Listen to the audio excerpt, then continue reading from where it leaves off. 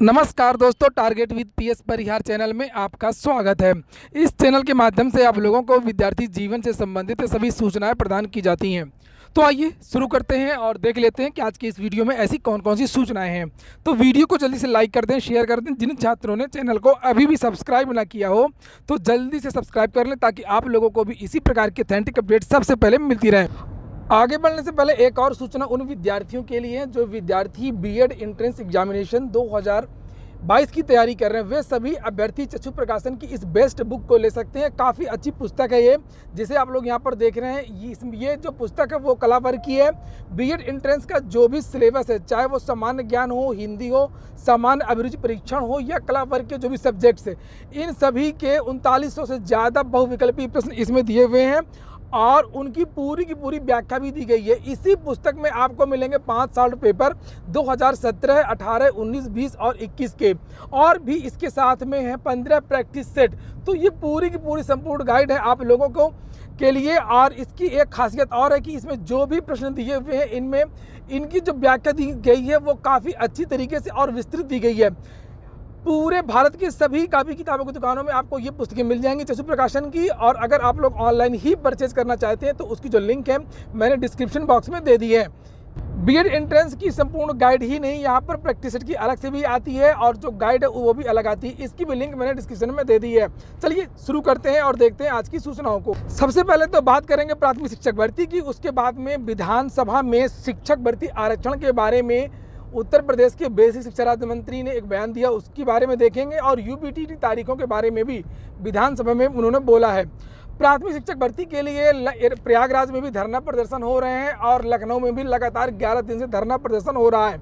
विद्यार्थियों की आगे की रणनीति क्या है, क्या करने वाले हैं, अधिकारियों ने क्या आश्वासन दिया है, देखिए विद्यार्थियों ने क्या बताया है। आज हम सबका अनवरत धरने का 11वां दिन है और हम सब निरंतर यहाँ पर डटे हुए हैं। इससे पहले भी 7 तारीख को एससीईआरटी पर अधिक संख्या में हमारे सभी साथी एकत्रित होकर के एससीईआरटी पर डीजी महोदया पर और प्रदेश के शिक्षा मंत्री पर दबाव बनाया गया, जहाँ पर हमें पुलिस प्रशासन द्वारा देर शाम को गिरफ्तार करके इको गार्डन लाया गया। यहाँ से तकरीबन 2-3 दिन बाद हम सब ने शिक्षा मंत्री आवास का घेराव किया गया और शिक्षा मंत्री जी से केवल इतना वार्ता करना था कि अगर आपने हमें डीएलएड बीटीसी यानी प्रशिक्षण कोर्स करवाया है तो आप हम सब के लिए रोजगार क्यों नहीं दे रहे हैं, प्राथमिक शिक्षक भर्ती का विज्ञापन क्यों नहीं दे रहे हैं। ऐसा नहीं है कि बेसिक विभाग में पद खाली नहीं है, लेकिन वहाँ पर भी हम सबकी आवाज़ों को दबा दिया गया और हम सबको गिरफ्तार करके, जबरन गिरफ्तार करके तानाशाही दिखाते हुए प्रशासन के बल पर हम सबको फिर इको गार्डन लाया गया, जिसके तहत 14 तारीख को हमारे सबके द्वारा महाधरना का आह्वान किया गया था। आपने देखा होगा कि विधानसभा में हम सब ने आधा घंटा से ज़्यादा विधानसभा के रोड को जाम किया और वहाँ पर अपनी बातों को प्रमुखता से उठाया, लेकिन हम सब की बातों को वहाँ पर भी सरकार ने नहीं सुना और हमें ये बोला गया कि आपको प्रशासन द्वारा शिक्षा मंत्री और डीजी महोदया से मिलवाने के लिए बोला गया। लेकिन आज हम सबको केवल डीजी महोदया से मिलवाया गया, वहाँ पर मीठी चुपड़ी बातों का जुमला दिया गया। डीजी महोदया अनामिका सिंह जी ने साफ शब्दों में कहा, ऐसा है कमेटी द्वारा 2 बार रिपोर्ट आ चुकी है, हम भर्ती प्रक्रिया पे काम कर रहे हैं, लेकिन आपको चुनाव के बाद भर्ती की सोचेंगे। मतलब कि कमेटी की रिपोर्ट आ भी गई है, जैसे मुख्यमंत्री जी किससे पहले धरना प्रदर्शन हुआ था हम सबका। तो यहाँ पर आप लोगों ने देखा कि जो विद्यार्थियों का कहना है कि जो वार्ता हुई थी डीजी मैम से कुछ दिनों पहले, तो उनका ये कहना था कि जो भर्ती है वो चुनाव के बाद ही आएगी और आपकी प्राथमिक शिक्षक भर्ती पर लगातार काम हो रहा है।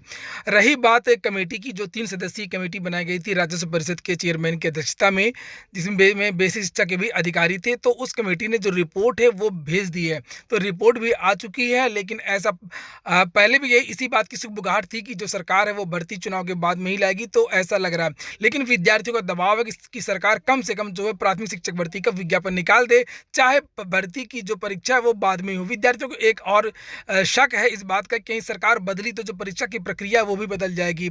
हो सकता है कि जो सुपर टीटी बंद कर दिया जाए या एकेडमिक हो जाए, या इस तरीके की बहुत सारी शंकाएं हैं और जिसका विद्यार्थी लगातार विरोध कर रहे हैं। तो फिलहाल धरना प्रदर्शन लगातार चल रहा है और आगे जो अपडेट होगी मैं आपको इस चैनल के माध्यम से दे दूंगा।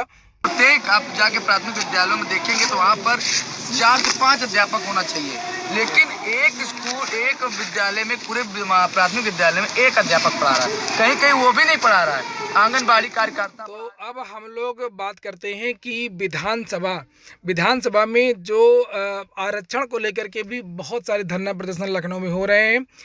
और इन विद्यार्थियों का ये कहना है कि जो 69,000 शिक्षक भर्ती में जो आरक्षण दिया गया है वो गलत तरीके से दिया गया, जिस तरीके से आरक्षण देना चाहिए उस तरीके से नहीं दिया गया है।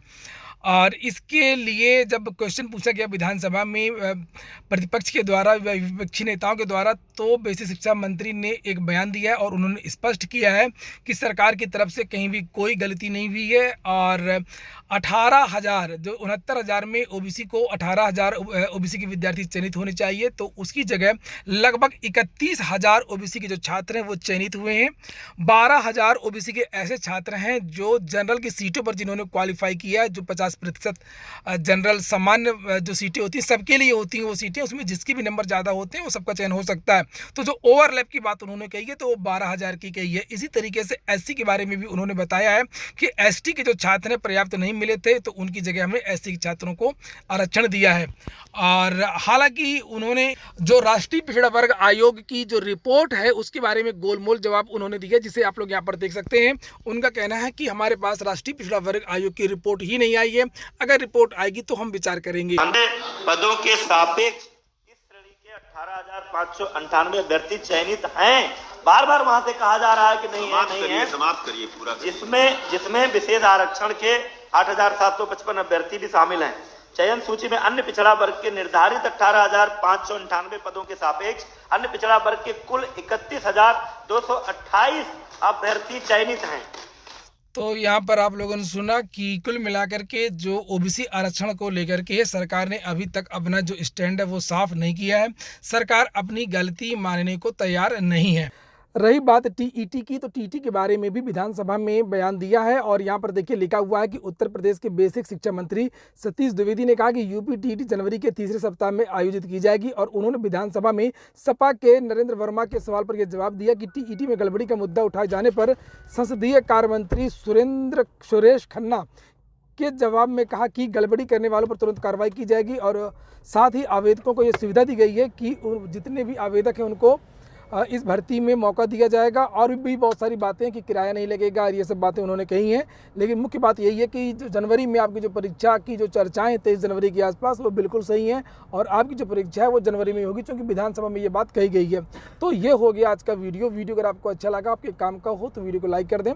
जिन छात्रों ने चैनल को सब्सक्राइब ना किया सब्सक्राइब कर लें। एक बात और बता दूँ कि जिन विद्यार्थियों ने target with PS Parihar online test series को डाउनलोड न किया हो ऐप को, तो target with PS Parihar test series app को आप लोग जरूर डाउनलोड कर लें या targetwithpsparihaar.com वेबसाइट को विजिट करें। पूरा वीडियो सुनने के लिए बहुत बहुत धन्यवाद।